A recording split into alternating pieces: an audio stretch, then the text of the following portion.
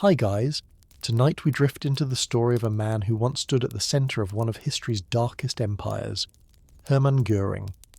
He was not born a monster, but a man of charm, ambition, and brilliance, whose power would grow until it consumed him. This is the story of rise and ruin, of pride before the inevitable fall, told quietly, like the echo of a past that still whispers through time. But before we begin, for those who enjoy slow, thoughtful stories about legendary figures, hit like, subscribe, and share in the comments which personality or historical figure you'd like me to cover next. And tell me, where are you watching from? I'm always curious to see the different places my viewers are from. Hermann Göring was born on January 12, 1893 in Bavaria, Germany. His father had served as a colonial governor, and his early years were surrounded by the pride and discipline of the German officer class. From a young age, Göring was fascinated by the military world. The polished boots, the gleaming medals, the thrill of order and command. Yet he was also playful, clever, and surprisingly warm toward those close to him. His childhood alternated between strict schools and moments of freedom in the countryside, where he developed a deep love for adventure. When war came in 1914, Göring saw his chance to prove himself. He joined the army as a young officer and quickly distinguished himself with his courage. The roar of engines soon drew him to the skies, to the new and dangerous world of aviation. He trained as a pilot and joined the elite ranks of the German Air Service. There, amid the clouds and chaos of the First World War, Göring discovered both his purpose and his pride. He was a skilled flyer, calm under pressure, and confident to the point of arrogance. By 1918, as Germany's empire crumbled, Göring had risen to command the famed Richthofen Squadron, once led by the legendary Red Baron. He was decorated for bravery, admired by his men, and already saw himself as destined for greatness. But the world he loved was collapsing. The empire was gone, the war lost, and the proud young officer returned to a defeated nation filled with anger and confusion. For Göring, the post-war years were a blur of restlessness. He found work as a commercial pilot and even performed in flying shows across Europe. Yet beneath the excitement, there was a growing bitterness. He longed for the order, the purpose, the sense of belonging that had vanished with the old Germany. In smoky cafes and quiet conversations, he began to listen to new voices, voices that promised restoration, strength, and revenge. It was in the early 1920s that he first heard the name Adolf Hitler. The speeches, the energy, the call to rebuild a wounded nation, all stirred something deep in Göring. When he finally met Hitler in 1922, he was captivated. Here, he thought, was a man who could lead Germany back to glory. And Hitler, in turn, saw in Göring a man of action, confident, eloquent, and already famous as a war hero. Their alliance was quick and powerful. Göring joined the small but growing National Socialist movement and soon became one of its most visible faces. He organised rallies, gave speeches, and lent the new party the respectability of a decorated officer. To many Germans, Göring was the charming embodiment of patriotism. To Hitler, he was both useful and loyal. But behind the charm, ambition was taking root. Göring was not content to follow. He wanted to lead. He believed he could shape the movement, guide its energy, and perhaps one day hold power himself. The stage was set for a story of power, a story that would lift him to dazzling heights before casting him into darkness. In the restless years after the First World War, Germany was a nation searching for meaning. Inflation tore through families, bitterness lingered in every conversation, and people looked for someone to blame. Hermann Göring, the decorated pilot turned public figure, found himself drawn to the energy of the streets. He stood before crowds that were angry, confused, and ready to listen. His voice was smooth, confident, and theatrical, the voice of a man who could turn chaos into order, if only for a moment. By 1923, Göring had become one of Hitler's most trusted lieutenants. He wore his medals proudly at rallies, standing beside Hitler as the symbol of the heroic past reborn. Together they believed that Germany could be remade, not through slow politics, but through strength, passion, and control. The chance came in November 1923, when Hitler attempted to seize power in Munich in what became known as the Beer Hall Putsch. Göring was there at the front lines. As shots were fired, he was hit in the leg and carried away bleeding. The rebellion failed, and Hitler was arrested. Göring fled across the border into Austria, then to Italy, where he was treated for his wounds. The injury would change his life in ways he could not yet imagine. The pain lingered, and with it came the temptation of morphine, a relief that soon became an addiction. While Hitler sat in prison writing Mein Kampf, Göring drifted through Europe, struggling with both his health and his sense of identity. He was no longer the proud hero of the skies. He was a man without a country, hiding from the authorities, fighting pain, and slowly learning how fragile his strength truly was. Yet even in exile, his ambition remained unbroken. When he returned to Germany years later, the landscape had changed. The Nazi Party, once scattered, was reorganizing and gaining support. Göring rejoined the movement with renewed energy. He brought with him his charm, his organizational talent, and his understanding of power. More than just a follower, he began to act like a statesman. He gave interviews, attended social events, and presented the image of a calm, respectable nationalist, a contrast to the more radical voices around him. Hitler valued this balance. He trusted Göring to bridge the gap between the streets and the salons, between the uniformed stormtroopers and the conservative elite. Göring became the party's face of legitimacy, a man who could dine with industrialists one evening and rally the masses the next. But the pain from his old wound never left. Behind the polished smile, his dependence on morphine grew. Friends noticed his mood swings, his bursts of energy followed by quiet isolation. Still, his charisma held. When the party finally entered government in 1933, Göring stood at Hitler's side, radiant with triumph. The war hero had returned to glory, but the cost of that return was already waiting in the shadows. When Adolf Hitler became Chancellor of Germany in January 1933, Hermann Göring was no longer just a follower. He was part of the machinery that would shape a new era. The government was fragile, still surrounded by opposition, and Hitler needed men he could trust to turn vision into control. Göring, with his charm, confidence, and political instinct, was the perfect tool for that task. He was appointed Minister of the Interior for Prussia, the largest and most influential German state. It was a title that gave him direct control over the police, and with it, the power to silence dissent. Göring moved quickly. Within months, political opponents were arrested, newspapers were shut down, and fear began to replace freedom. He spoke publicly of protecting order, but behind the calm words lay a new kind of authority. He created the Gestapo, the secret police force that would later become infamous under Heinrich Himmler's command. At first, though, it was Göring's creation, born from his desire to build a perfectly obedient state. His offices in Berlin became a symbol of elegance and control. Visitors were impressed by his manners, his laughter, and the way he seemed to embody the dream of a reborn Germany. He wore fine uniforms designed to emphasize his status. He decorated rooms with art, flowers, and expensive furnishings, blending politics with theatre.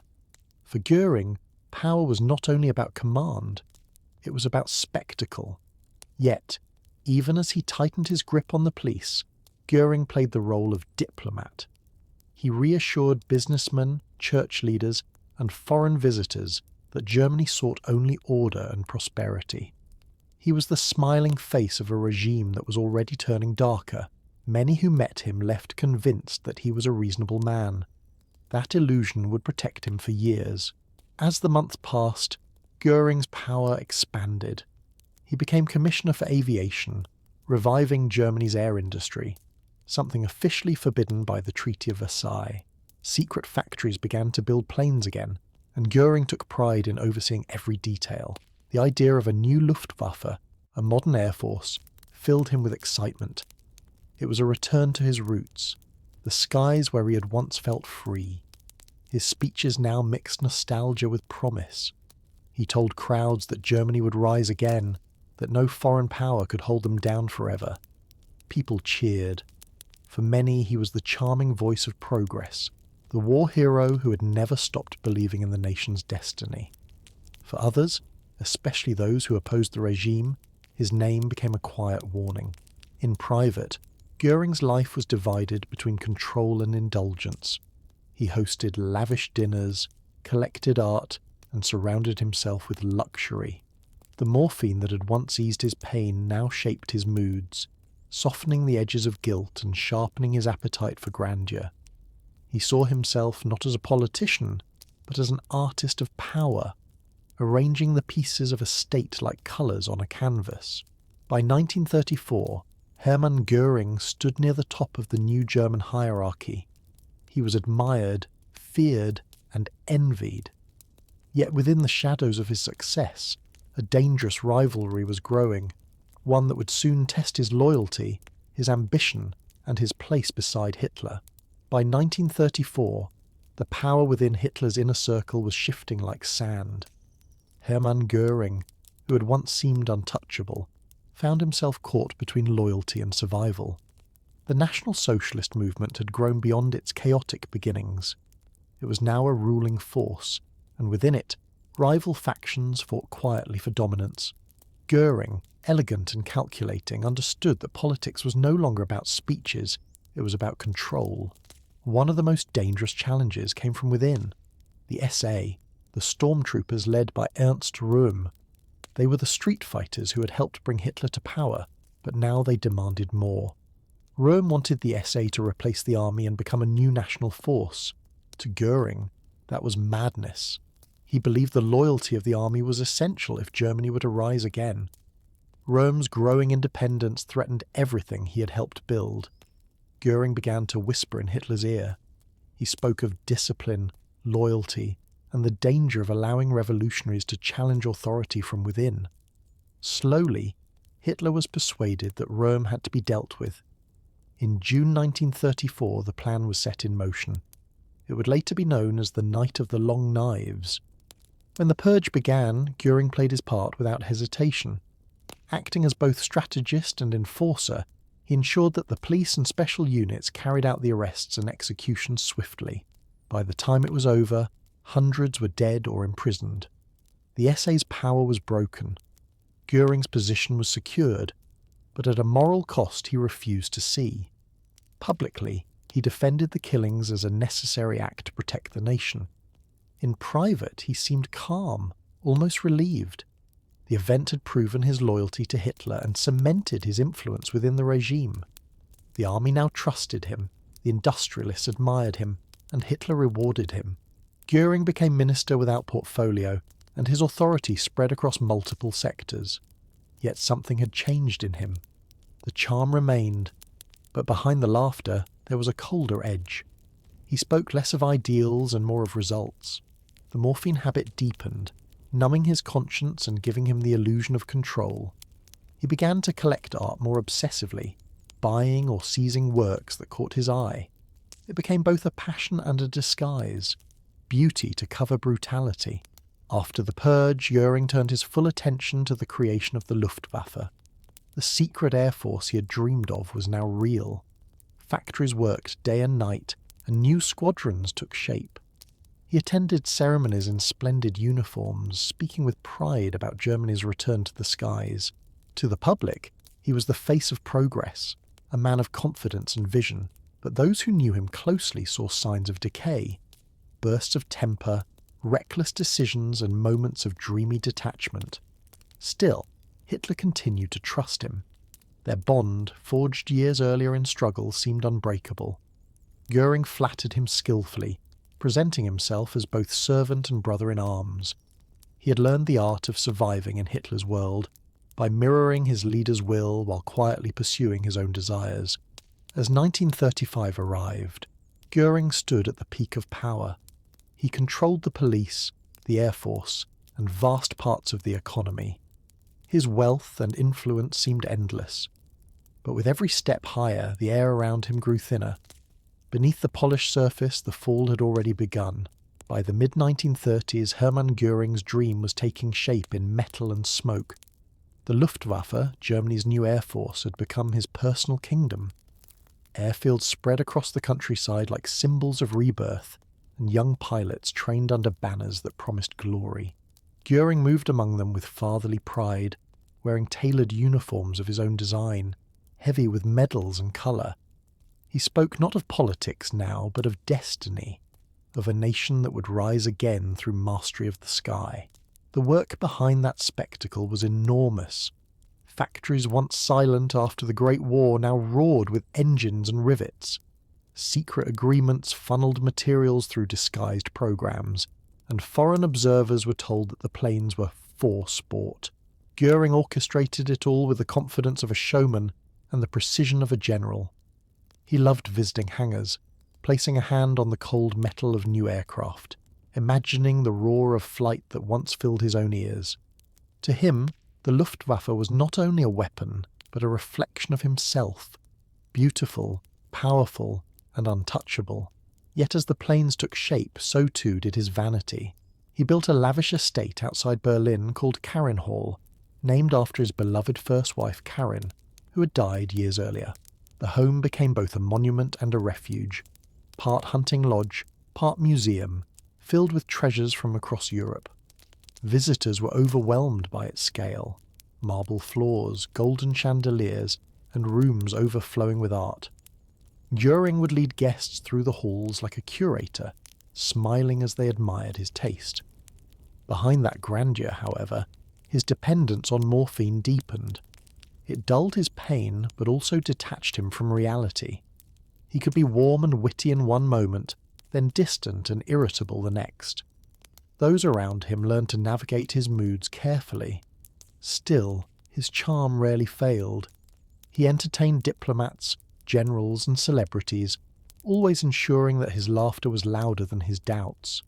In 1936, Göring was placed in charge of Germany's 4-year plan, the massive economic program meant to prepare the nation for war. It was a sign of ultimate trust from Hitler, and it gave Göring control over nearly every industrial resource. He declared that Germany must achieve self-sufficiency, building weapons and fuel reserves at any cost. Under his orders, factories expanded, forests were cleared, and entire regions were transformed into engines of production. He spoke of efficiency, but waste and corruption quietly followed. As the Luftwaffe grew, Göring's belief in his own infallibility expanded with it. He told colleagues that air power would decide the future of warfare. Bombers, he insisted, could bring nations to their knees without long-ground campaigns. It was a vision born from his pilot's soul, and for a time it seemed brilliant. During the Spanish Civil War, the Luftwaffe's Condor Legion tested those theories. Cities like Guernica were reduced to rubble, and Göring observed from afar, convinced that his strategy was correct. In these years he reached the height of his fame. Crowds cheered him, newspapers printed his words beside those of Hitler. Children learned songs about the heroes of the air, and Göring's face smiled from posters promising national strength. He believed history would remember him not as a politician, but as the man who gave Germany wings. Yet even in triumph, cracks appeared. Behind the numbers and parades, the Luftwaffe's structure was disorganized, its resources scattered, its leadership uncertain. Göring, more interested in prestige than discipline, avoided difficult decisions. Those flaws, hidden beneath ceremony, would one day surface in disaster. For now he basked in admiration, unaware that the empire he built in the sky was already trembling on its foundations. By 1938, Europe was trembling under the weight of ambition and fear. Hermann Göring moved through this tension, like a man perfectly at home in chaos.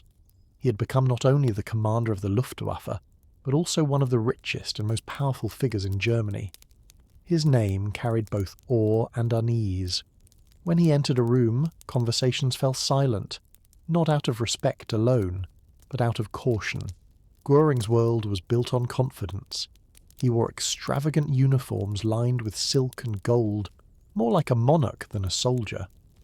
At official receptions, he joked easily, presenting himself as a man of peace, even as his air force expanded by the thousands. He called himself the Guardian of the Skies, claiming that the new Germany sought stability, not conflict. But privately, he knew what was coming. When Hitler prepared to take Austria in 1938, Göring was one of the architects behind the scenes. He managed communications, soothed foreign diplomats, and ensured that the Luftwaffe stood ready without appearing aggressive. The operation unfolded with near-perfect precision, and Göring's pride swelled. His voice on the radio declared that Austria had returned home. It felt like vindication, proof that his power and charm could make conquest seem like diplomacy. Later that same year came the Sudeten crisis. As Britain and France hesitated, Göring played a double role. He posed as a moderate, meeting foreign envoys with warmth and humour, while quietly assuring Hitler that no one would stop them. When the Munich Agreement was signed, giving Germany the Sudetenland without a fight, Göring celebrated. He told friends that he had achieved victory through intelligence, not bloodshed. But beneath his triumph, the strain of constant manipulation was showing. His morphine habit was no longer a secret among close aides. The doses grew, dulling his senses, blurring the lines between theatre and reality. At Harrenhal he hosted elaborate hunts and parties to distract himself. He dressed in medieval costumes, played host to foreign guests, and surrounded himself with laughter that never lasted. The Luftwaffe, meanwhile, kept growing. Factories produced aircraft faster than ever, though quality often suffered. Göring ignored warnings from his engineers. He believed that numbers would win wars, not precision. When subordinates tried to argue, he silenced them with charm or anger, depending on his mood. As 1939 approached, clouds of war thickened. Göring still convinced himself that conflict could be managed, that diplomacy would bend to power as it had in Munich. He told others that England would never risk its empire for Poland. "They will bark," he said confidently, "but they will not bite." His voice carried the certainty of a gambler who had forgotten what losing felt like. The invasion came swiftly in September. Bombers roared across the sky, and the world changed in a single morning. Göring watched reports arrive with the calm of a man seeing destiny unfold. To him, it was not war. It was history correcting itself. He did not yet see that history, once awakened, does not obey its makers. When the invasion of Poland began in September 1939, Hermann Göring's vision of power finally met reality. The Luftwaffe he had built soared across the skies, destroying Polish airfields and cities with terrifying speed. Göring watched the reports like a proud conductor watching his orchestra perform. To him, the campaign proved that air power could achieve what diplomacy and armies alone could not. He called it a masterpiece, swift, clean, decisive. But behind the pride, a shadow was forming. The world had changed overnight. Britain and France declared war, and suddenly the confident builder of the Luftwaffe was facing a conflict far larger than he imagined. In Berlin, Göring appeared calm. He assured Hitler that victory was inevitable, that Germany's strength in the air would crush any resistance. He loved to use the word invincible. His speeches to the nation were full of certainty, and many believed him. He said the Luftwaffe would protect every city, that no enemy could touch the homeland. It was a promise he would one day be unable to keep. During the campaigns in the West, Göring's influence reached its peak. France fell in 1940, and the Luftwaffe's victories gave him the aura of a national hero. His men admired him, calling him the Iron Eagle. Yet even then, others noticed how little he cared for the suffering around him. He preferred the comfort of his palace at Harrenhal, where he collected art from conquered lands. Paintings, statues, and tapestries arrived daily. Treasures of Europe gathered under his name. He said it was to preserve culture, but it was also a mirror of his own greed. The Battle of Britain became the true test of his promise. Göring boasted that his air force would bring England to its knees within weeks. He assured Hitler that his bombers would sweep the skies clean. But as the campaign dragged on, reality struck hard. British defences were stronger than expected and losses mounted. Göring grew frustrated, blaming his pilots and commanders rather than his own misjudgment. His temper became legendary, sudden, explosive, followed by long silences of denial. When defeat became undeniable, he changed his tone. He told Hitler that the weather, the fuel, the factories, all had conspired against him. The excuses piled up, but his confidence never wavered in public. In private, he retreated deeper into luxury. The pain of failure was softened by morphine and comfort. He told guests that England had only delayed the inevitable, that the next battles would prove his genius once again. To many, Göring still seemed untouchable. He remained at the top of the hierarchy, second only to Hitler, his name attached to every major decision. Yet something inside him had shifted. The man who once chased glory in the sky now hid from the storm he had helped create. The Luftwaffe's roar no longer sounded like triumph. It was the echo of a war spiraling beyond control. In the early years of the war, Hermann Göring still walked through the grand halls of Berlin as if he owned the future. France had fallen, Poland was crushed, and much of Europe lay under German control. At parades, the crowd cheered his name, and newspapers printed his face beside headlines calling him a master of the air.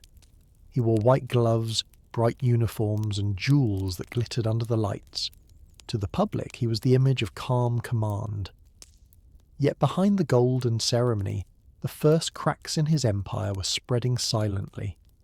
Göring had built the Luftwaffe to be fast and fierce, but it was not ready for a long war. Production lines were chaotic, logistics poor, and leadership divided. He ignored reports that warned of shortages and inefficiency, dismissing them with arrogance. His focus had shifted toward maintaining his image. The grand hunts, the dinners at Carron Hall, the endless display of luxury that insulated him from the strain of reality. Even his closest aides noticed how detached he had become. The commander who once flew with his men now ruled from velvet chairs and marble halls. When Hitler turned his attention east toward the Soviet Union, Göring promised again that the Luftwaffe would lead the way. He called the invasion a lightning strike, certain that it would be another swift victory. For a while it seemed he was right. His aircraft swept across vast fields, bombing railways and cities, clearing the path for advancing troops. Göring received reports of destroyed convoys and encircled armies, and he celebrated with champagne, declaring that Germany was unstoppable. But as the months passed, the illusion began to fade. The distances were too great, the weather too harsh, and the Soviet resistance too fierce. Factories back home struggled to replace lost planes. Pilots flew endless missions with little rest. Some began to doubt his leadership, whispering that the Iron Eagle had become a creature of comfort, more interested in art and titles than strategy. Göring responded with denial, surrounding himself with flatterers who told him what he wanted to hear. At the same time, his personal collection of stolen art grew larger than any museum. Trainloads of paintings and sculptures arrived from Paris, Amsterdam, and Warsaw. He walked through his galleries like a king of another age, speaking softly about beauty and history, while outside, entire nations burned. The contrast was striking. A man of taste living inside a world of destruction. He told himself that he was preserving civilization, even as he helped to destroy it. In Hitler's eyes, Göring was still loyal, still valuable, though no longer irreplaceable. Their friendship, once warm, now carried a quiet distance. Göring sensed it, but pretended not to. He continued to call Hitler my Führer with theatrical devotion, believing that charm could protect him from decline. He was wrong. The war he had helped unleash was growing larger than any one man, and its weight would soon crush even the most confident of them.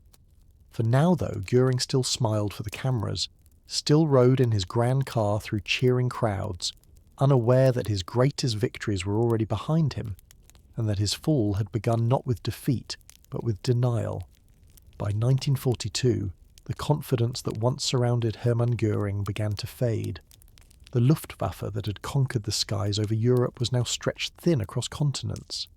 Supply lines broke, fuel ran low, and the endless expanse of the Eastern Front consumed both men and machines.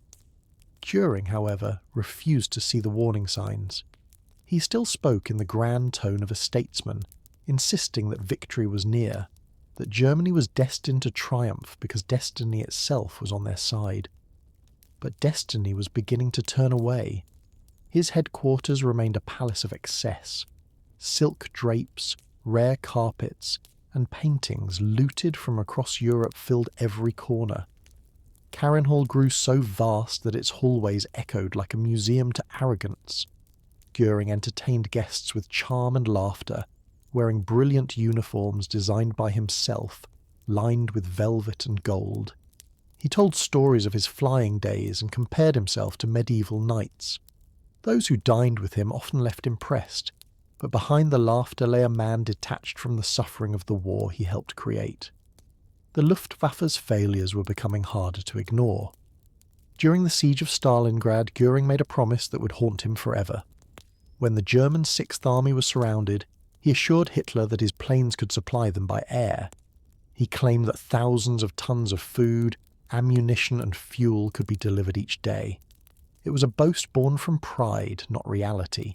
The airlift collapsed within weeks. The soldiers starved and froze, and one of the greatest disasters of the war unfolded.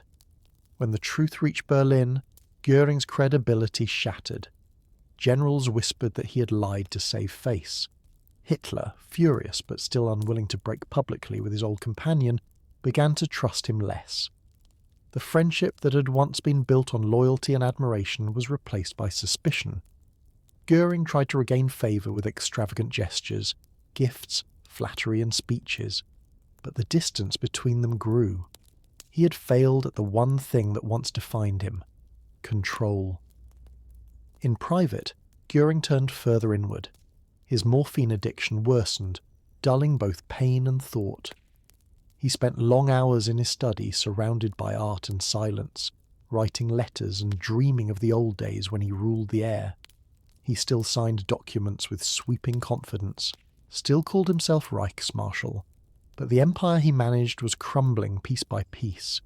The bombing of German cities added another layer of failure. The Luftwaffe could no longer protect the homeland despite Göring's promises. The same skies that once symbolized glory now brought fire and ruin. Civilians who once cheered his name now cursed it in the dark. He blamed subordinates, the weather, even fate, never himself. Yet despite all the chaos, Göring never admitted defeat. In his mind, he was still the grand visionary of Germany's future. He told himself that once the storm passed, history would understand him. But history, relentless and cold, had already decided otherwise.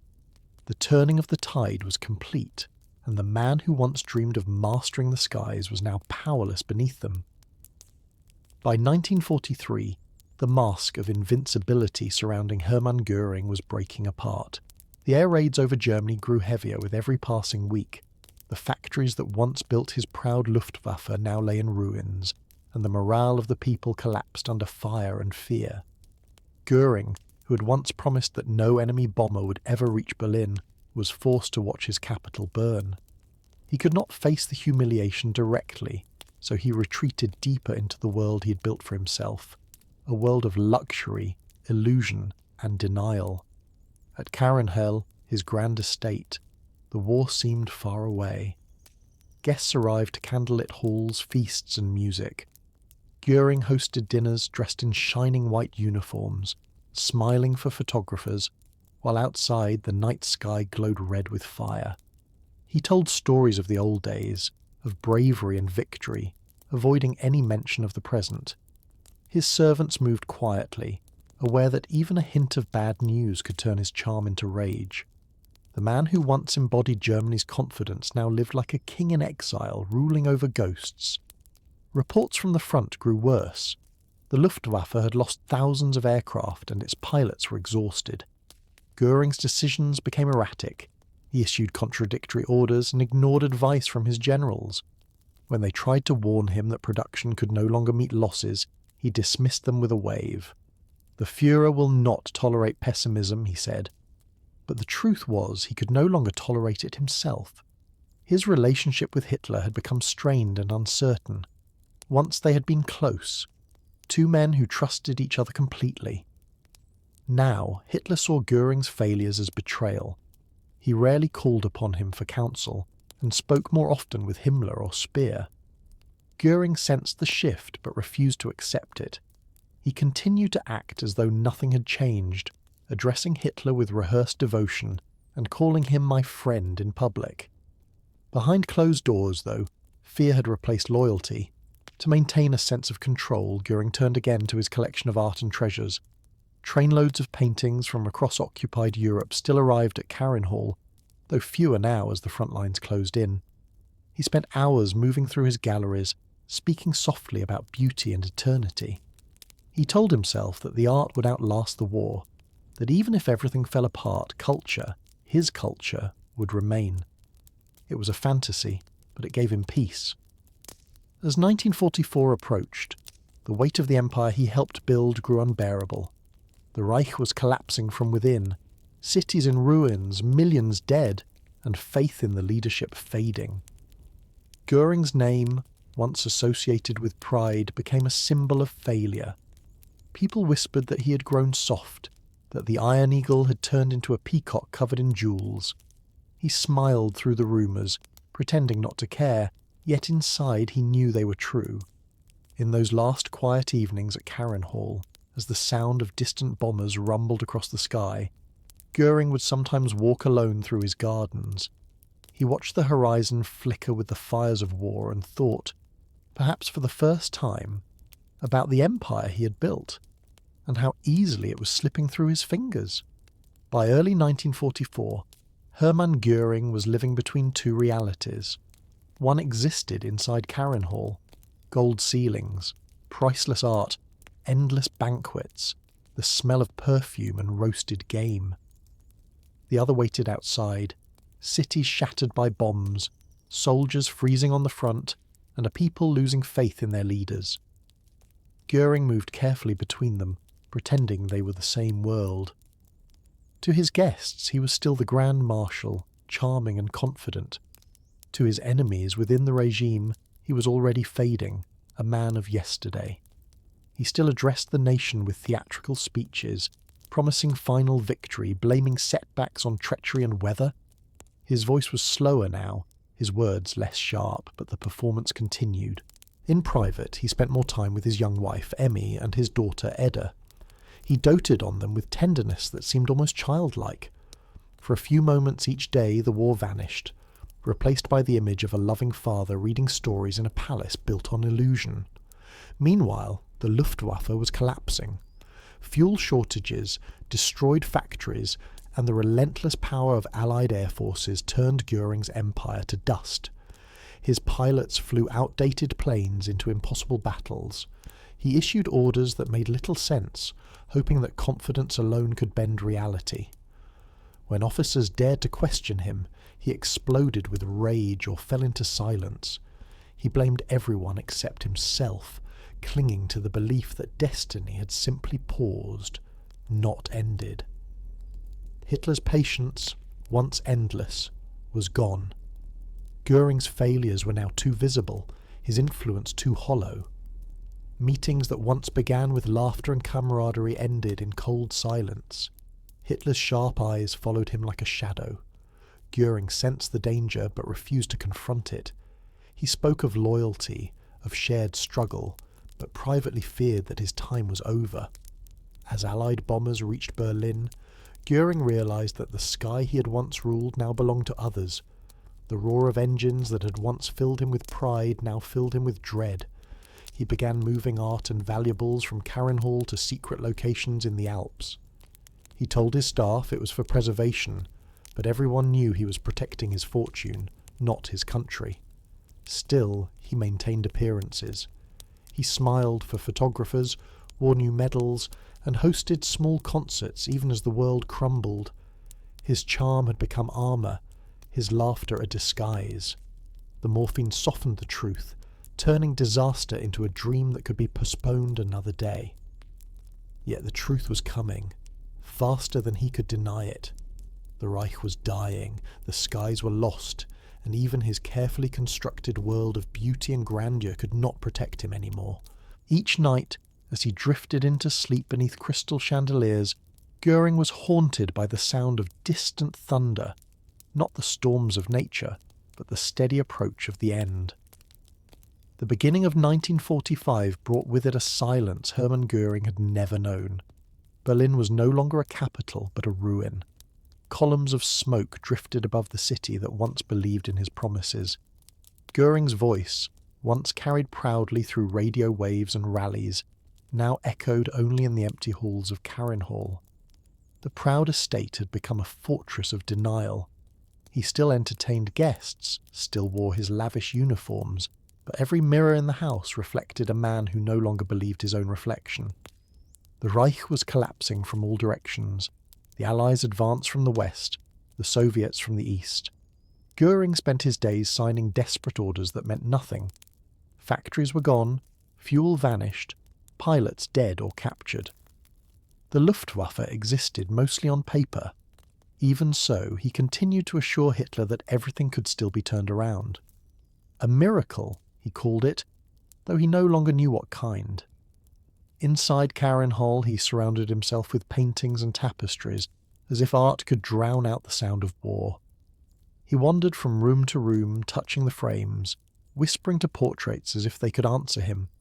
To servants he spoke of rebuilding Germany after victory, though his eyes told a different story. Tired, distant, searching for a past that no longer existed. Emmy stayed near him, silent and watchful, aware that the world outside their gates was already lost. The distance between Göring and Hitler had turned to cold hostility.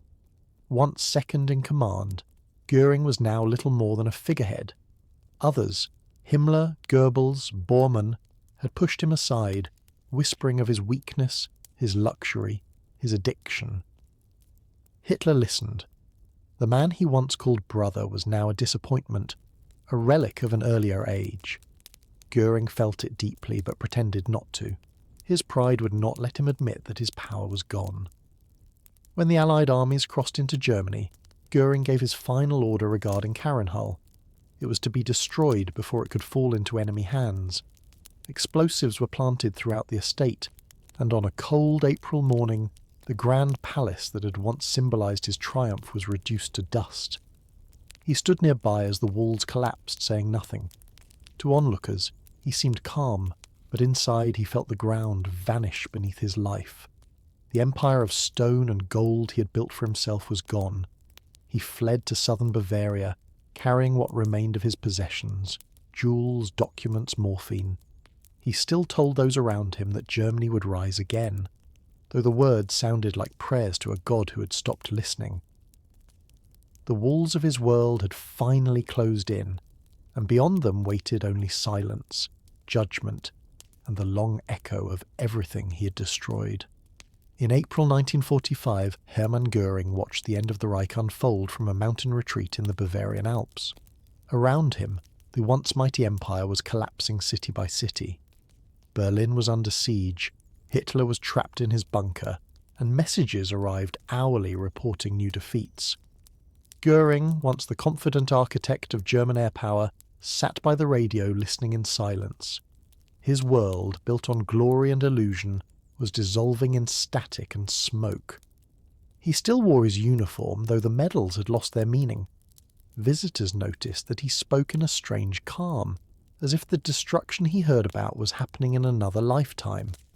"The Führer knows what he's doing," he said, but no one believed him anymore. The myth of Hitler's invincibility had died, and Göring was left clinging to fragments of loyalty that even he no longer understood. On April 23rd, he made the decision that sealed his fate. Hearing reports that Hitler planned to die in Berlin, Göring sent a telegram to the bunker. It was carefully worded, polite and desperate. He asked whether, in the event of Hitler's incapacitation, he should assume leadership to negotiate peace. He believed it was a reasonable question, even an act of duty. For years, Hitler had publicly named him a successor.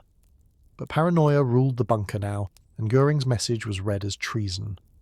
Within hours, an enraged Hitler stripped him of every title. Orders went out for his arrest.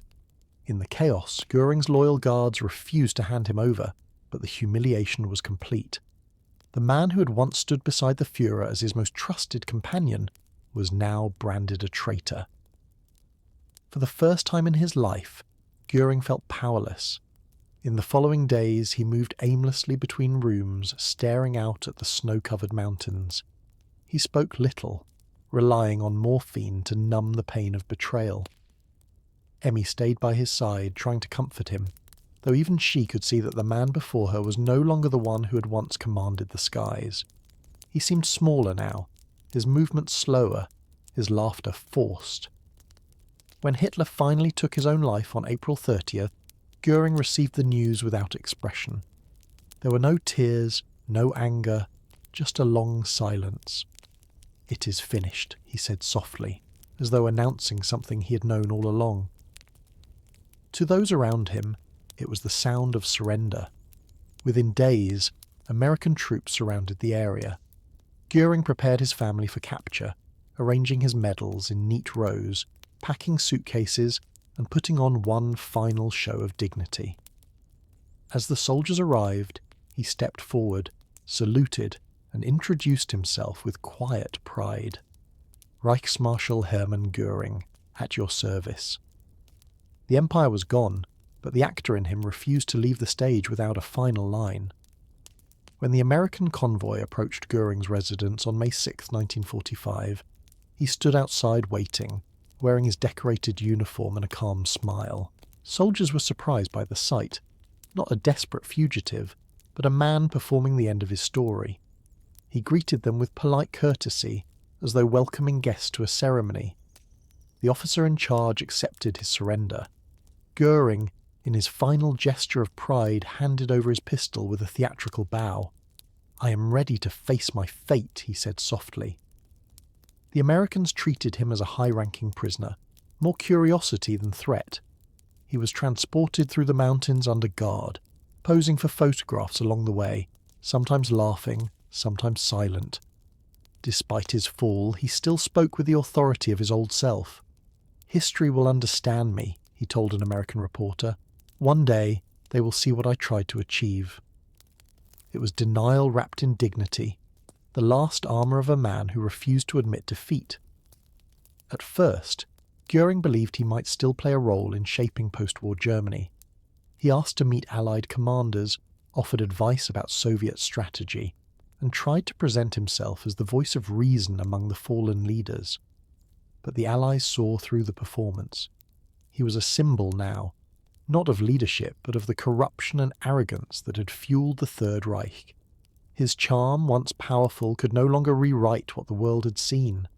The journey through occupied Germany shocked even him. The bombed-out cities, the displaced civilians, the starving children, they were the ghosts of his promises. Göring stared from the windows of his truck at the ruins of the nation he had sworn to protect. For a few moments, the mask slipped. He murmured that perhaps things went too far. Then, as quickly as it appeared, the doubt vanished. "War is cruel," he said, "but history is crueler." When he arrived at the Allied camp in Augsburg, he was searched and stripped of his jewels and morphine. Officers catalogued his possessions: gold rings, emeralds, a monogrammed pistol, and vials of medication hidden inside his clothes. Deprived of his drugs, Göring's composure faltered. He grew restless, sweating and irritable, the proud marshal reduced to a man battling withdrawal and humiliation. Yet even then, he maintained a strange courtesy, addressing his guards as equals and signing autographs for journalists. Within weeks, news came that he would be sent to Nuremberg to stand trial for war crimes. Göring accepted it with an odd calm. "At least I shall have the chance to speak," he said. For him, the courtroom would become a new stage, one last opportunity to perform before the eyes of the world. As night fell over the camp, Göring sat in his cell writing notes on scraps of paper. He wrote not of guilt, but of destiny, of how history misunderstood great men. He still saw himself as one of them. The Iron Eagle had surrendered, but in his mind he remained aloft, gliding above the ashes of a world he could no longer control. When Hermann Göring was transferred to Nuremberg in the summer of 1945, The weight of history followed him. The once radiant figure who had commanded armies and air fleets was now a prisoner, dressed in a plain grey uniform marked only by a number. Yet even in chains, he moved with practised elegance. Guards described him as polite, proud, and strangely cheerful. To Göring, the trial was not punishment. It was his last stage, a place to remind the world who he believed he was. Inside the stone walls of the Palace of Justice, Göring studied every detail of the proceedings. He greeted officers by rank, joked with interpreters, and spoke confidently in English when he wanted to impress. He organised his cell like an office, papers neatly stacked, books arranged in rows, a pencil always within reach. Each morning he polished his boots until they shone. "A soldier must look like one," he said. It was his ritual of control in a world that no longer listened to him. During interrogations, Göring tried to shape the narrative. He claimed that the Luftwaffe had been a purely military force, that he had known nothing of concentration camps, that excesses had come from others. He spoke fluently, logically, even persuasively, but the evidence against him was overwhelming. Documents bore his signature. Orders carried his name. Still, he argued with the confidence of a man who believed charm could outshine truth. To many observers, he became the central figure of the Nuremberg trials, not for innocence, but for spectacle. He sparred with prosecutors, corrected translators, and even scolded other defendants for weakness. When witnesses described atrocities, he remained composed, his expression unreadable. Only in private did cracks appear. Moments of exhaustion, trembling hands, a quiet return to morphine supplied secretly by sympathetic guards. The Allied doctors who examined him noted his sharp mind and boundless vanity. "He lives in his own theatre," one wrote. Göring spoke often of destiny, insisting that his life had been part of a grand design misunderstood by lesser men. He referred to Hitler not with hatred, but with a strange nostalgia, as if remembering a shared dream that had simply gone wrong. Yet at night, when lights dimmed and footsteps faded down the corridor, he sometimes sat motionless on his bunk staring into space. For the first time, there were no crowds, no music, no uniforms, only silence.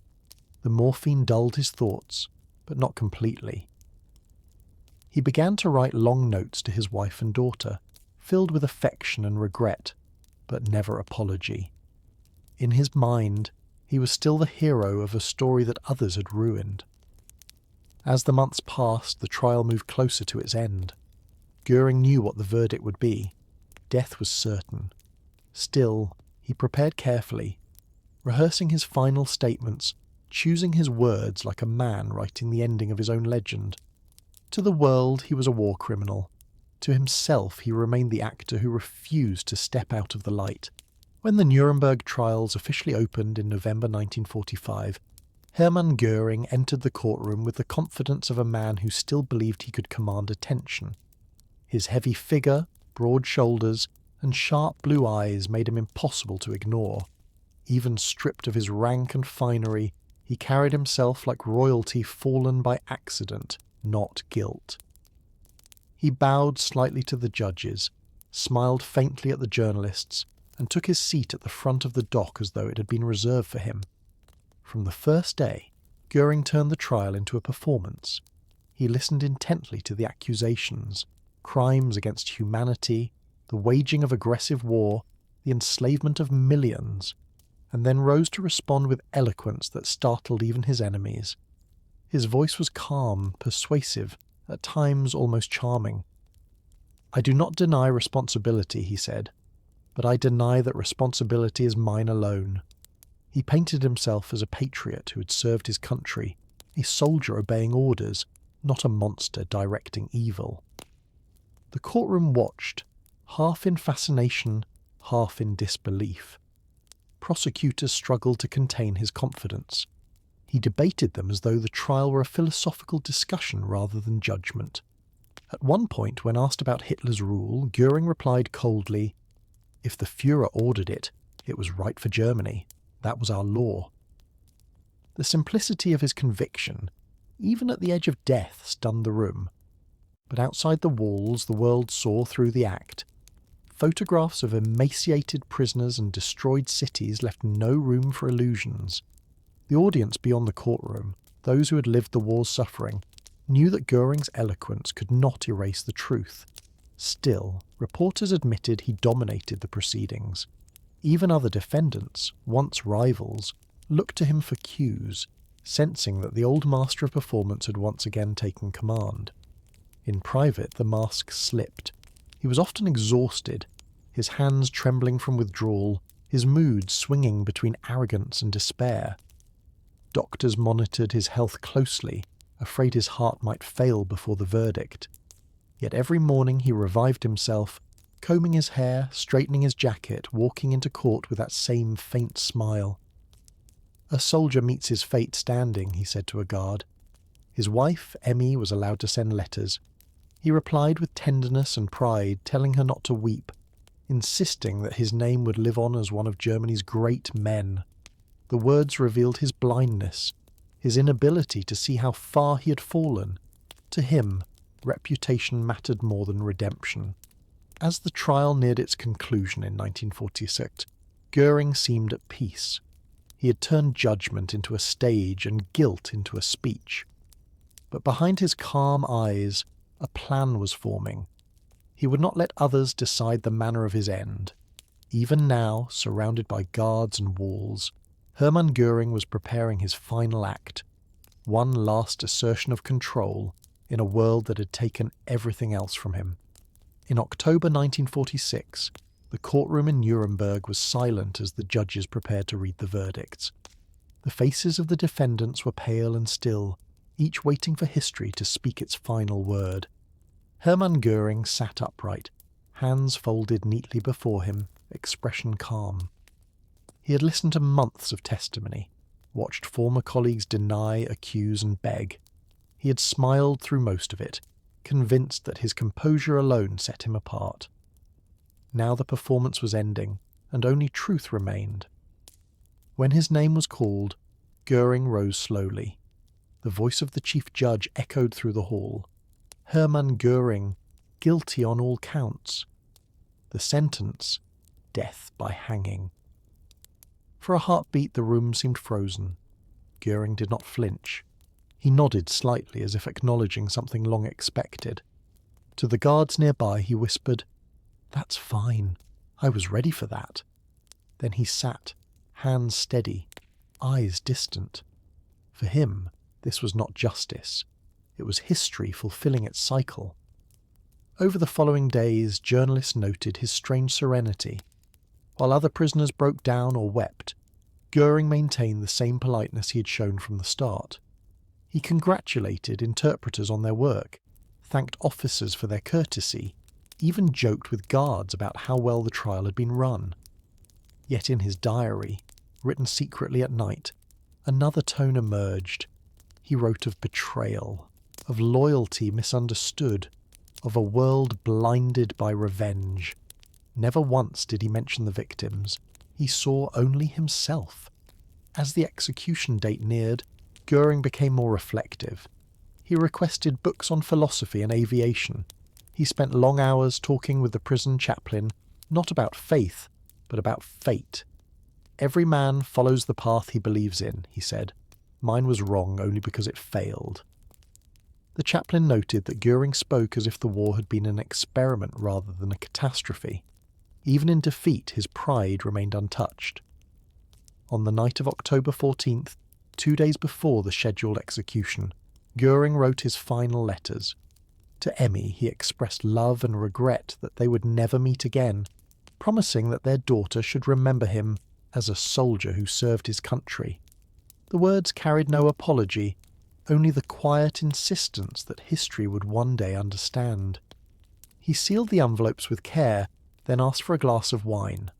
The guards, seeing nothing unusual, obliged. That night, Göring made his decision. He had smuggled a small glass capsule of cyanide into the cell. How? No one knew for certain. Perhaps it had been hidden in his luggage since capture, or passed by a sympathetic contact. However it arrived, it was now his final possession of power. He examined it carefully, then placed it beside his bed. "They shall not hang me like a common criminal," he said to himself. Outside, the prison was quiet.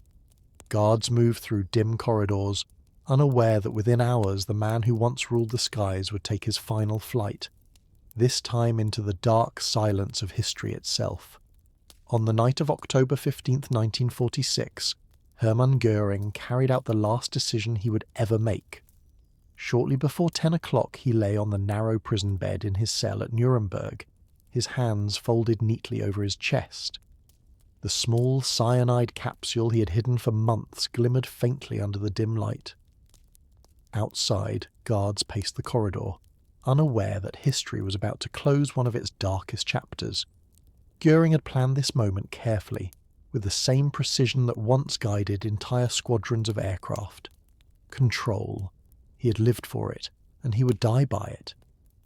In his final hours, he wrote a few last notes. One was addressed to the prison commandant, thanking him for his fairness. Another was to his wife, Emmy, assuring her that he was at peace. There was no confession, no apology, only the same polished phrases he had always used. He spoke of honour, of dignity, of meeting death on his own terms. When he finished, he placed the papers neatly on his desk, beside a half-empty glass of water and the small metal-rimmed spectacles he used to read.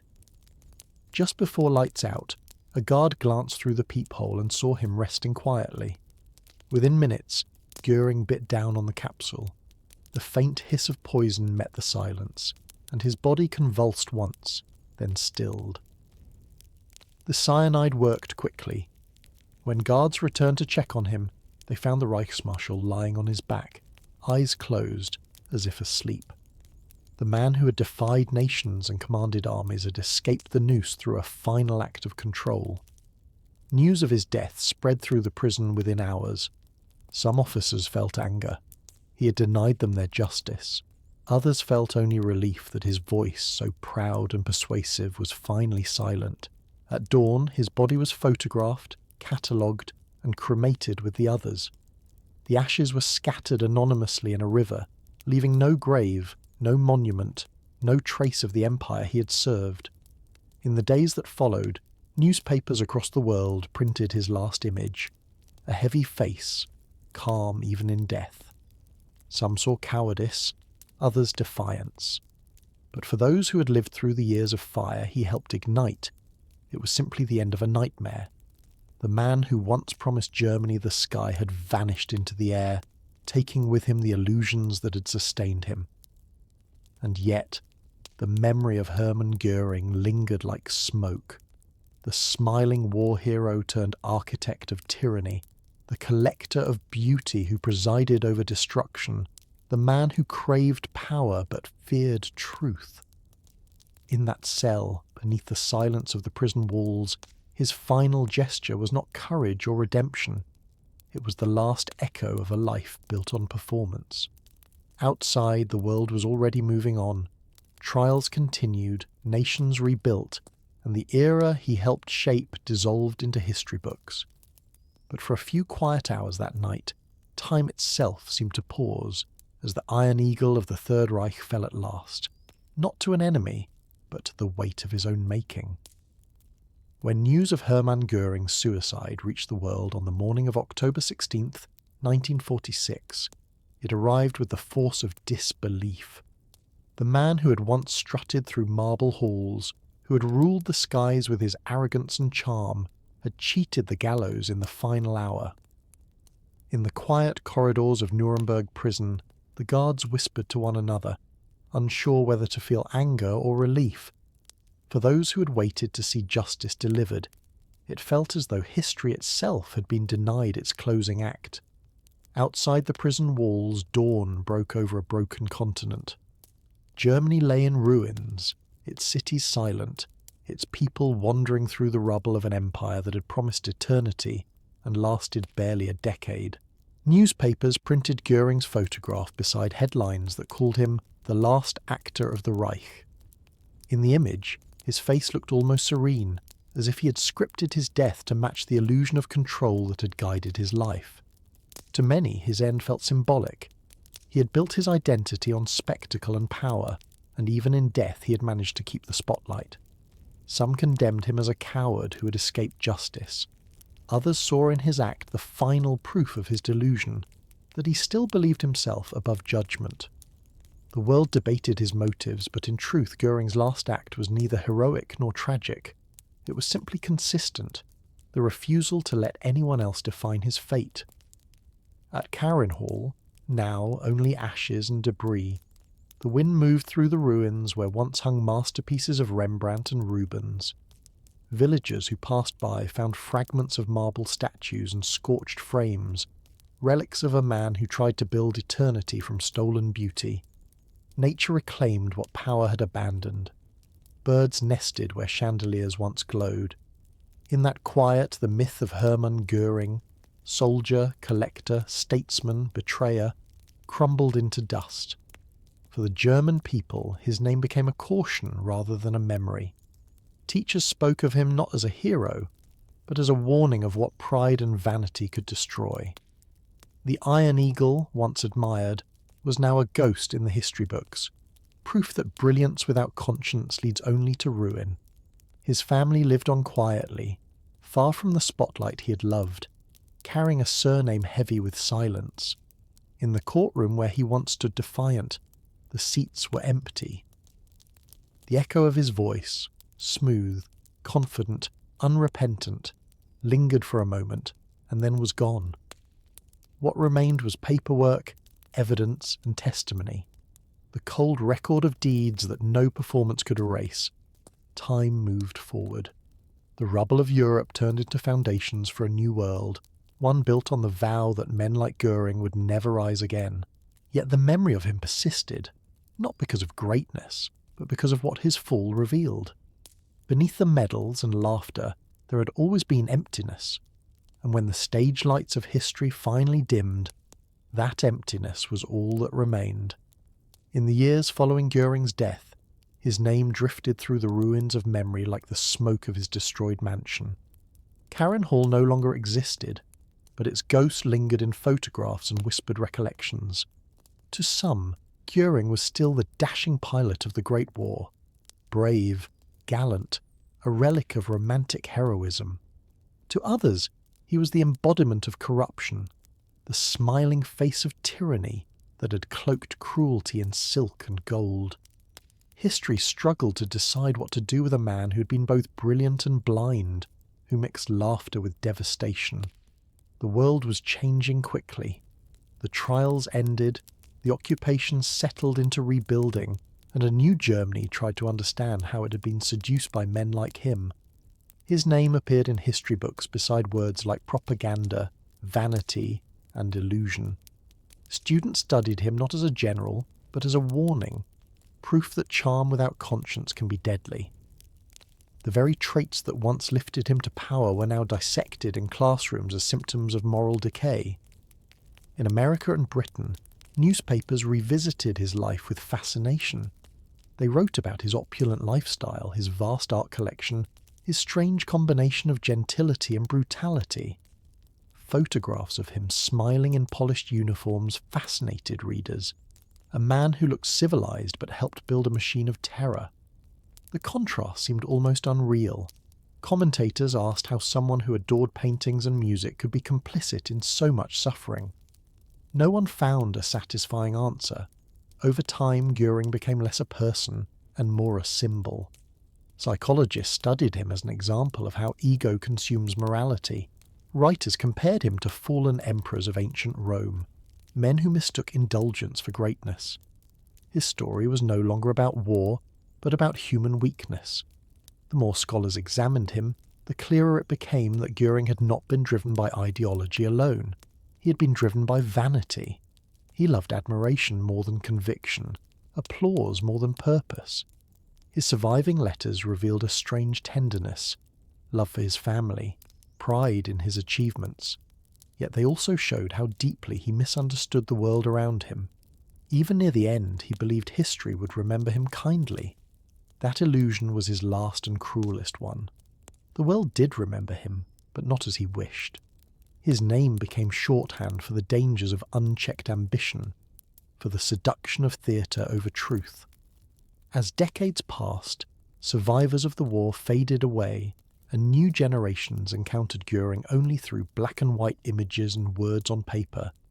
His voice, once commanding millions, was reduced to brittle recordings stored in archives, and still there was something haunting about him. The way his life reflected the fragility of human judgment, the ease with which brilliance can slide into darkness. The echo of his power did not vanish, it transformed. It lived on as a warning murmured by history itself, that charisma can mask cruelty, that intelligence without conscience leads only to ruin, and that the grandest illusions often end in silence. In that silence, Hermann Göring remains, not as a leader or a legend, but as a reminder of what happens when a man confuses his reflection for the world. Decades after the war, fragments of Hermann Göring's life began to surface in unexpected places. A painting found in a Swiss vault, a silver goblet with his crest in a Bavarian attic, an old photograph tucked behind a frame.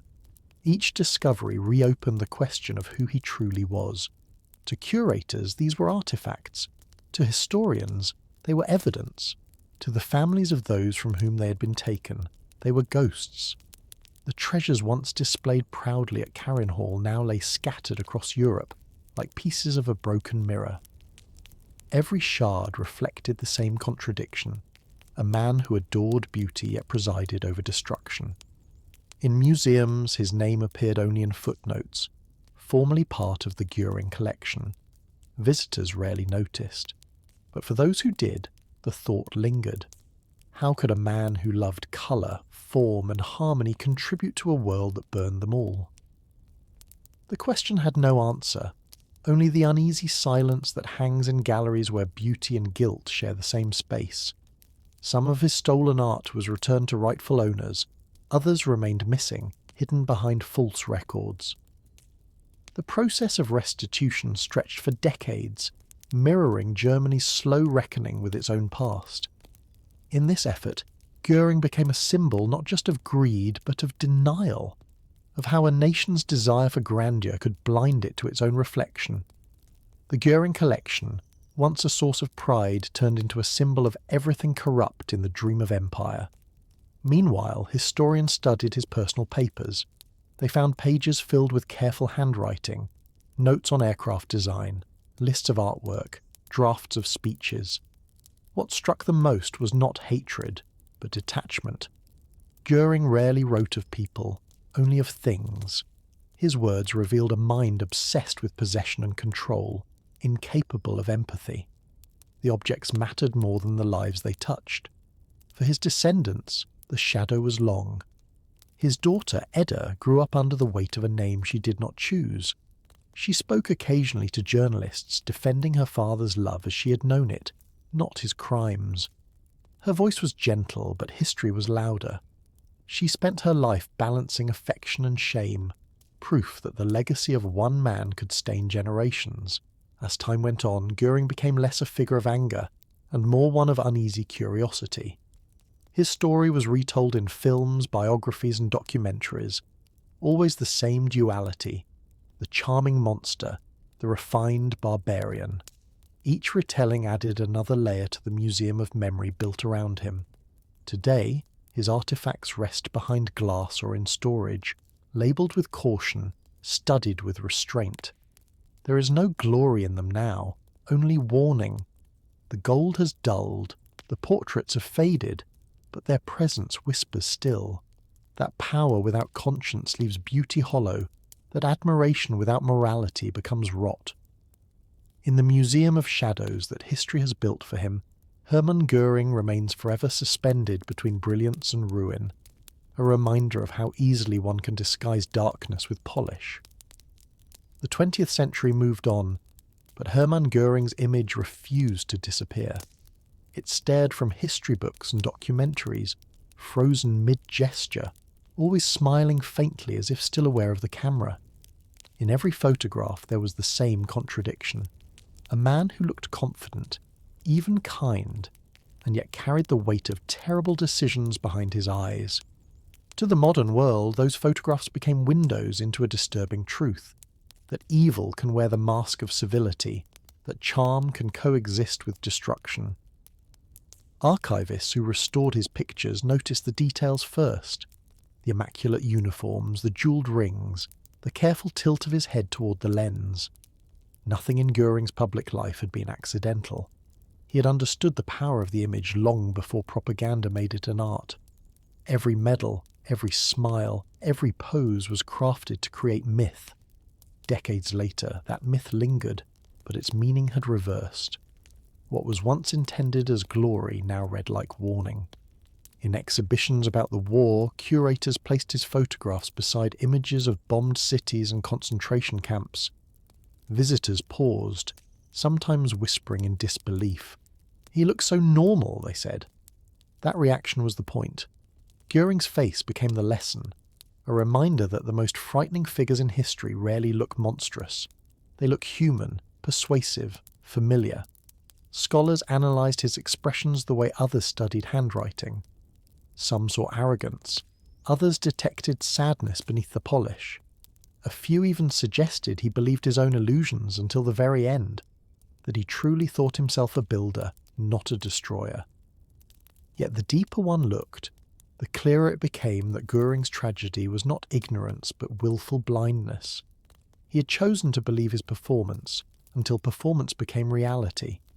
The photographs also revealed his gradual decline. In early portraits he looked like a hero from an old painting, lean, sharp-eyed, confident. By the final years his face had softened, his body swollen, his gaze distant. The transformation was almost symbolic, vanity turning to decay. Historians use those images as silent proof that corruption is not only moral but physical, that power, when abused, consumes the body that wields it. For younger generations, Göring's photographs became less personal and more abstract. They belonged to the collective memory of catastrophe. In classrooms, his face appeared beside timelines and maps, an emblem of the dangers of obedience without thought. Students no longer saw a man, but a caution. The myth he built to immortalize himself had achieved the opposite. It turned him into an eternal warning. And still, when one looks closely at those old photographs, there remains something unsettling. The confidence in his posture, the light in his eyes, the hint of laughter, remnants of the charisma that once captivated millions. It is a reminder that history's darkness does not come only from hatred, but from vanity, from the seductive ease with which a man can mistake admiration for virtue. Göring's ghost lives not in his deeds alone, but in every image that still dares to smile back at us. By the turn of the century, Hermann Göring's name had lost its power to shock. It lived quietly in footnotes and museum placards, mentioned more as a symptom than a story. Yet beneath the fading interest, his life still whispered a warning that refused to die. Each new generation, when studying the war, eventually paused on his figure, the charming pilot who became a tyrant, the collector of beauty who helped destroy it. He remained a perfect contradiction, too vivid to forget and too shameful to honour. In Germany, historians debated how to teach his legacy. Should it focus on his crimes or the psychology that allowed them? Schools chose the latter. Teachers spoke not of his battles, but of his vanity, of how ambition without conscience leads to blindness. Students learned how Göring surrounded himself with mirrors, literal and symbolic, until he could no longer see the world beyond his own reflection. "Beware the easy confidence of men like him," one teacher would say. "They make destruction sound like destiny." The ruins of Karen Hall, overgrown by forest, became a place of quiet pilgrimage. There was nothing left but foundations and fragments, swallowed by moss and trees. Hikers who stumbled upon the site described an eerie calm, as if nature had decided to reclaim what arrogance had built. Sometimes locals left small notes or stones engraved with words like Erinnerung, remembrance. No monument was needed. The silence was enough. Across Europe, scholars continued to trace the artwork once stolen for Göring's collection. Each painting returned to a museum or family became a small act of reversal, a moment of justice decades late. The slow unravelling of his empire of luxury revealed how greed could never disguise emptiness. Those who handled his belongings, the rings, the letters, the photographs, spoke of an odd hollowness in them, as though the objects had absorbed the weight of guilt. In documentaries and novels, Göring's story was retold again and again. The details changed, but the message stayed the same. Brilliance without empathy is a path to ruin. Filmmakers lingered on the image of him walking through Karen Hall, laughing among chandeliers while the world outside burned. Psychologists analysed his addiction to morphine and attention, calling it the hunger for control in its purest form. Artists painted him not as a villain, but as a mirror, one reflecting humanity's weakness for spectacle. The modern world, obsessed with image and status, found in Göring an uncomfortable relevance. His life reminded people how easily power can masquerade as art, how the pursuit of admiration can erode the ability to feel. In a way, his story belonged not only to the past but to the present, a lesson hidden in history's ruins. Today, when the wind moves through the pines that cover the land where Karen Hall once stood, there is nothing left of the marble halls or golden frames. Only the quiet rustle of leaves remains, whispering the same truth time has tried to teach again and again, that power built on illusion always collapses, and that even the grandest empire begins and ends in silence.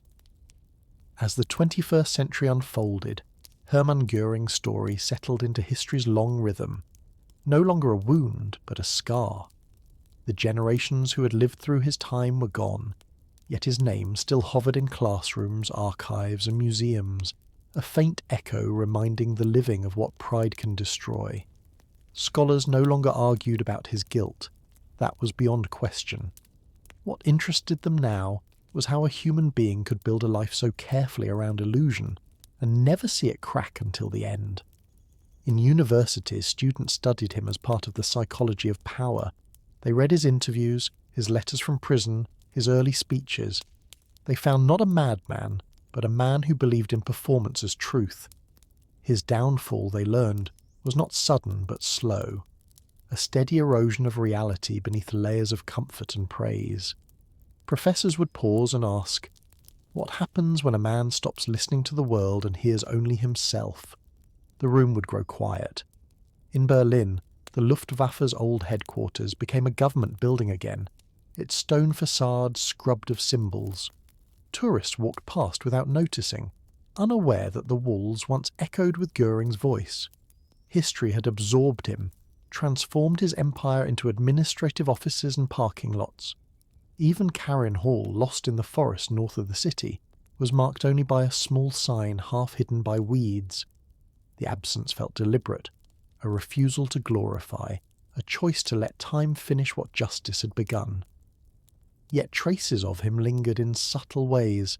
Some of his art surfaced at auctions, sparking legal battles between heirs and museums. Each discovery reopened quiet anger, reminding the world how beauty had been twisted into currency for corruption.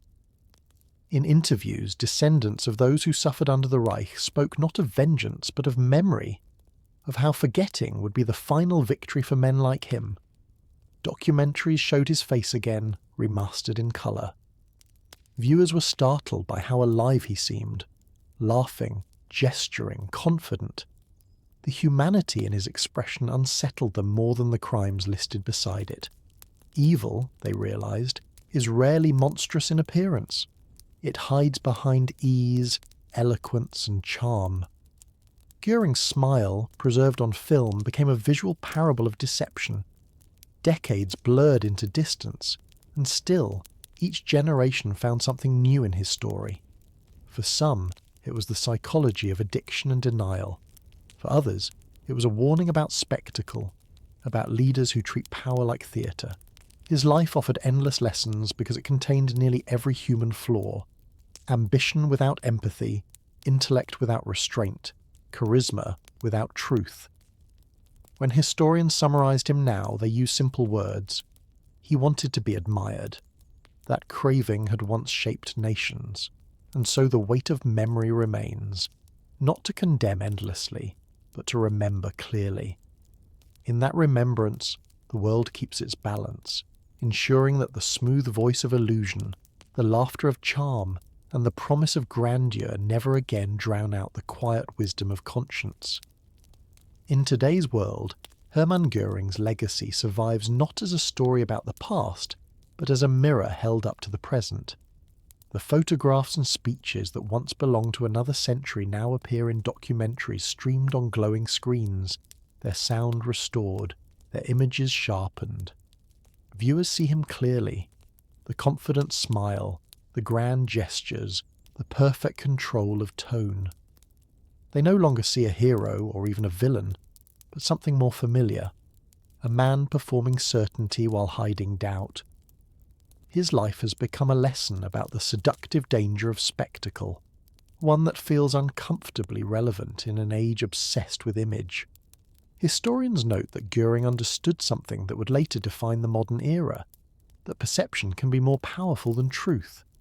He mastered it long before television, long before the language of publicity became universal. In that sense, he was both a warning and a prophecy. His charisma showed how easily people follow confidence, how quickly admiration turns into obedience. What destroyed him was not ignorance, but belief in his own performance. In the mirror of today's leaders and influencers, his reflection sometimes flickers. Smooth words, shining surfaces, and underneath, the emptiness of self-worship. Digital archives now preserve every piece of his story. His voice, recorded during the trials, echoes online with chilling clarity. Calm, intelligent, utterly detached. Scholars use these materials not to demonize, but to analyze. They ask students to watch, to listen, and to question the difference between conviction and manipulation. In this quiet academic work, history becomes defense, a way of recognizing illusion before it takes root again. Visitors to Nuremberg walk through the museum that stands where the trials were held. Inside, a glass case displays his chair from the dock. It looks ordinary, wooden, worn smooth by his hands. People stand before it in silence. It is not the seat of a monster, but of a man who once believed himself untouchable. That is what makes it powerful. Some writers have called Göring's story the tragedy of the modern ego, the belief that appearance can replace substance, that comfort can erase consequence. Others see in him the eternal pattern of collapse, ambition rising into arrogance, power decaying into theatre, theatre ending in ruin. Either way, his life remains one of history's most detailed warnings. For those who study him now, there is little hatred left, only fascination. They trace the curve of his downfall like a map of human frailty. What destroys nations, they learn, begins not with cruelty alone, but with vanity, the quiet conviction that one's reflection is flawless. Outside, the world continues to chase its own reflections, in fame, in politics, in the glow of screens. And every time the pattern repeats, when pride outshines truth, when illusion becomes faith, history's mirror shows the same face. Hermann Göring's story endures because it reminds us that the stage of power has no curtain call. It ends only when the audience finally stops applauding. Long after Hermann Göring's death, historians began to study him not as a symbol of tyranny, but as a case study in human weakness. They found in him something unsettlingly ordinary. Not a monster, but a man whose hunger for admiration grew until it devoured everything else. His life read like a psychological map of vanity, charm at its beginning, self-deception at its height, collapse at its end. Through him, they could trace how the need to be adored can twist into the need to control. Researchers combed through his letters and speeches, searching for the moment when confidence became delusion. It was difficult to find a single point of change. Göring's arrogance had grown slowly, layer by layer, fed by applause, by comfort, by the absence of truth around him. He had built a world where every compliment became confirmation and every doubt was silenced. In that closed circle, conscience could not survive. Psychologists who later studied him described three versions of Göring: the soldier, the actor, and the addict. The soldier sought discipline and honour. The actor sought admiration. The addict sought escape. Together they formed a man who could not face reality without performance. His uniforms, jewels, and elaborate gestures were not mere vanity. They were armour against emptiness. Without the applause, he ceased to exist. Even his crimes, in a way, reflected that need. He joined the machinery of terror not out of belief, but out of desire to remain indispensable. Power was his audience, and fear its applause. When the regime crumbled, he was left alone with silence, the one sound he could never bear. Modern readers, encountering his story, often feel a strange discomfort. It is easy to condemn his deeds, harder to dismiss the human patterns that shaped them. His vanity, stripped of its uniform, is something everyone recognizes in smaller forms. The craving to be seen, the fear of insignificance, the temptation to polish one's image until truth disappears beneath reflection. Göring lived those instincts on a grand scale, and history recorded the cost. His legacy, then, is not only political but psychological. It reminds the world that evil does not always roar, sometimes it preens. It speaks softly, asking only to be admired, and once admiration is granted, it grows, demanding loyalty, then obedience, then silence. In this sense, Hermann Göring's story belongs to more than his century. It belongs to every era that mistakes appearance for worth.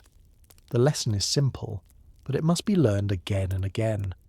That pride can make even intelligence blind, that charm can conceal cruelty, and that the mirror is never an ally to those who worship it. Beneath all the history, beneath the ruins of his empire and the dust of his treasures, the truth remains painfully clear. The fall of Hermann Göring was not caused by enemies, nor by fate, nor by politics. It was caused by a man who loved the image of himself more than the world around him. In the decades since Hermann Göring's life ended, scholars have continued to examine him through one haunting lens: the mirror.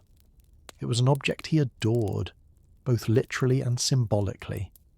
In photographs, he often stands before polished glass or glimmering metal, his reflection crisp, controlled, rehearsed. He understood how mirrors could turn image into identity. For Göring, they were not tools of vanity alone, but instruments of self-preservation. As long as the reflection looked powerful, the man behind it could believe the illusion. Historians call it the trap of self-image, and in Göring's story it becomes almost cinematic. The reflection never changed, even when reality crumbled. To the end, he saw himself as the hero, not the accomplice. This obsession with perception extended far beyond his own life. He demanded photographers to capture him at the right angle, painters to idealize his features, reporters to describe him as noble. Control of the image was control of the world.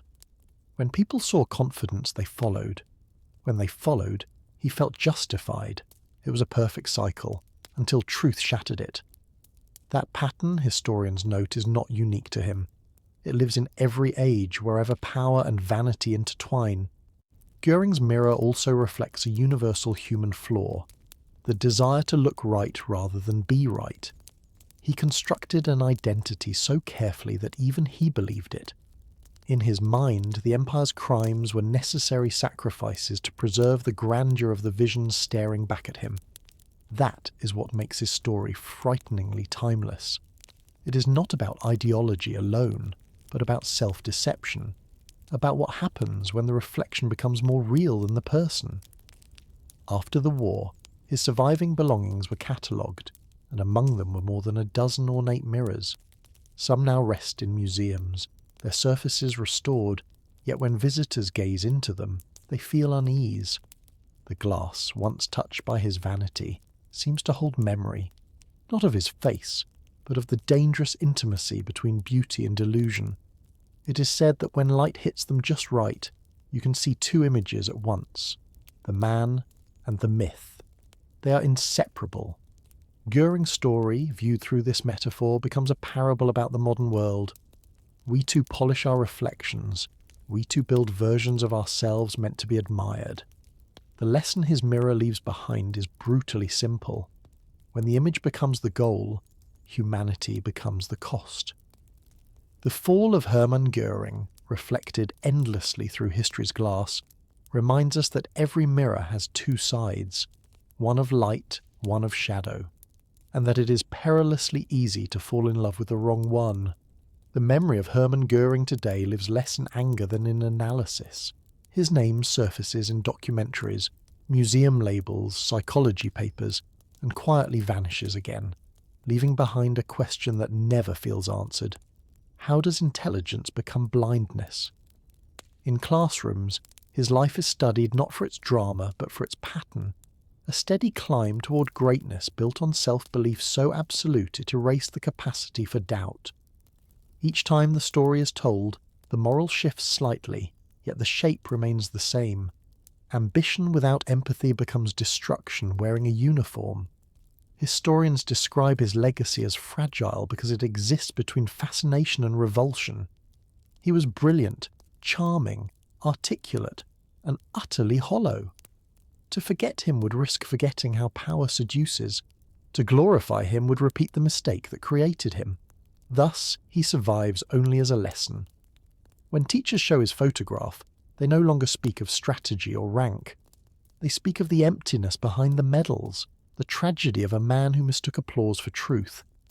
The archives preserve his handwriting, firm and decorative, each loop precise. Reading his letters feels like entering a mind still performing, even in private. "I did what was necessary," he wrote, as if repetition could make it true. Those who study his words say they hear an echo of every person who refuses to see the harm their certainty causes. Göring never stopped acting. He simply ran out of audience. Around the world, pieces of his story resurfaced like debris on a tide. An auction house lists a medal, a museum recovers a painting, a historian publishes a new diary entry. Each fragment reminds people that history never truly buries its ghosts, it catalogues them. And among those ghosts, Göring remains distinctive. Not the darkest, but perhaps the most human. He was not driven by faith or hatred as much as by vanity, by the desperate wish to matter. That desire, so ordinary, makes his fall more terrifying. In the forest north of Berlin, the site of Karen Hall has grown wild. Birch and pine cover what was once marble. Visitors describe a strange peace there. Birdsong over the moss, sunlight glancing through leaves where chandeliers once hung. The air carries no judgment, only stillness. Nature has no memory of pride. Sometimes a hiker finds a shard of tile, a bit of carved stone, and wonders whose hands placed it there. Few know the name anymore. That forgetfulness is not injustice but healing. The fragile legacy of Hermann Göring is that he cannot be erased, yet he cannot be revived.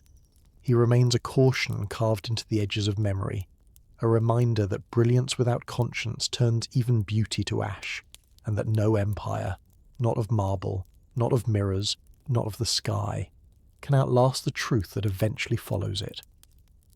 With time, Hermann Göring's story stopped belonging only to historians. It entered culture as an uneasy reflection of how ambition and delusion can grow together. Writers, filmmakers, and psychologists returned to him again and again, not to seek redemption, but comprehension. They asked the same question: how does a man who loved art and elegance become an architect of cruelty? Each attempt to answer it revealed less about Göring himself and more about the fragile borders of human nature. In books, his life became a study of transformation. The decorated pilot who turned into a self-made emperor of indulgence, the man who mistook applause for absolution. Artists painted him surrounded by his treasures, eyes lost in gold light, while outside his windows burned the world he helped destroy. The contrast fascinated audiences. Refinement beside ruin. It was easier to fear monsters than to face the truth that monsters often look civilized. Göring forced people to confront that truth. Modern psychology now treats him as a textbook example of moral dissociation, a person capable of recognizing suffering while refusing to feel it. Interviews with those who once met him describe the same unsettling warmth, the easy laughter, the theatrical manners. He could charm even his enemies for a moment. That charm, scholars say, was his true weapon, the ability to make others forget what he represented. It is a warning that charisma, when divorced from conscience, becomes a form of hypnosis. Universities still host lectures about him, often beginning with a photograph, Göring in his immaculate uniform, smiling slightly at the camera. Students study the image and are asked, "What do you see?" The answers differ: power, pride, emptiness. But eventually one truth emerges. Evil rarely announces itself. It enters quietly, dressed in confidence and charm. Göring embodied that subtle danger more completely than almost anyone of his century. Outside academic halls, his story resonates in new ways. In a world obsessed with influence and image, the parallels feel uncomfortable. His life warns that the line between confidence and delusion is razor thin, that power built on performance cannot survive the silence that follows applause.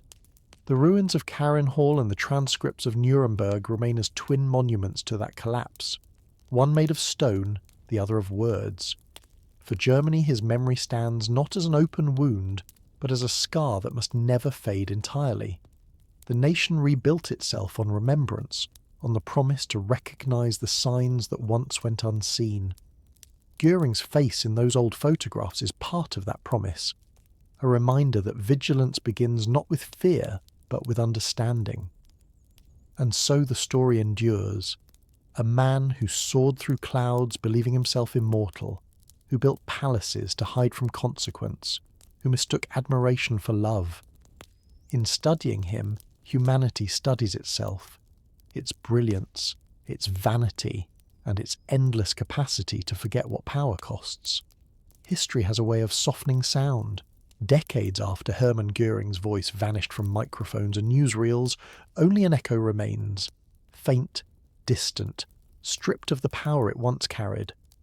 What survives now are the lessons, the images, the uneasy awareness that his story was not only about one man, but about the ease with which illusion can conquer reason.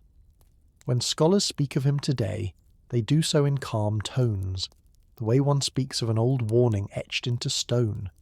The fury has faded, but the meaning endures. In Germany, the forests that swallowed Hall are quiet. Pine and birch have covered the last traces of marble. Only scattered fragments of tile surface after heavy rain. Visitors who come searching for ruins find mostly silence, a silence that says more than any monument could. It is the silence of reckoning, of acceptance that memory must live without spectacle.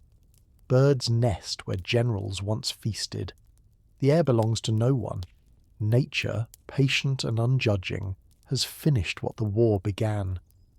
Inside museums and archives, Göring's handwriting rests behind glass. Curators describe it as elegant, looping, almost delicate. It is strange, they admit, to see such care in the script of a man who oversaw destruction. Yet the contradiction is what keeps people staring. Every stroke of his pen reminds the viewer that civilization and brutality are not opposites. They can exist in the same hand. That realization remains the core of his legacy. Historians now use his life as a map of moral erosion. It begins with confidence, rises through admiration, and ends in denial. Each stage seems reasonable until the pattern is complete. Göring's tragedy is that he never saw the pattern. His illusion was perfect until the final moment. He believed himself cultured, generous, noble, all the while serving a vision that consumed the world. His fall was not sudden, but inevitable, like glass cracking under its own reflection. For modern audiences, his story is less about guilt than awareness. It teaches that danger often wears refinement, that the craving for admiration can silence conscience faster than fear. The uniform, the medals, the laughter, all were props in a play about greatness. When the curtain fell, nothing remained but the echo of applause. That echoes what history keeps, not to honour him, but to remind us what sound pride makes before it breaks.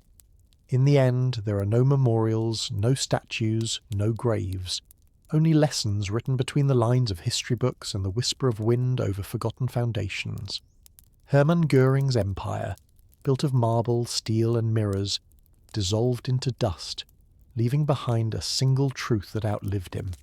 That power without conscience is a storm that destroys its own creator, and when the storm is gone, only the quiet remains, a quiet that does not forgive, but understands.